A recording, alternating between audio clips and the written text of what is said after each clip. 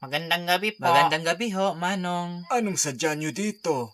At gabi na. Itong anak ko po kasi, Manong, palaging linalagnat. Ilang beses na po kasi kaming napabalik-balik sa ospital. Pero wala palaging findings yung mga doktor. Kanina ko pa nararamdaman ang presensya ng isang nilalang na sumusunod sa inyo. Ho, Upo kayo. salamat po.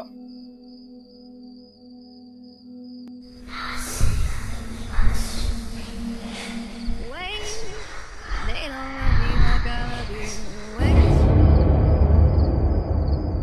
Iya!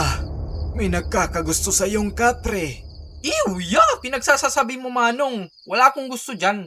FYI, engaged na ako, oh. Sorry po. Pinarusahan ko yan kasi tumai doon sa akasya na tinitirahan namin. Ang baho-baho pa naman. Nakapag-evacuate tuloy kami nang wala sa oras. Sorry po, di ko po sinasadya. I don't see sincerity in your eyes, Iha. Sorry po talaga. Okay, may luha na. Thank you po. Manang, pangaralan mo yung anak mo, ha? At Iha, lilinawin ko lang, ha? Baka mag-assume ka. Di kita type. At wag ka na din magpabalik-balik doon sa tinitirahan namin. Nagdududa na asawa ko sa'yo. Sige, apology accepted.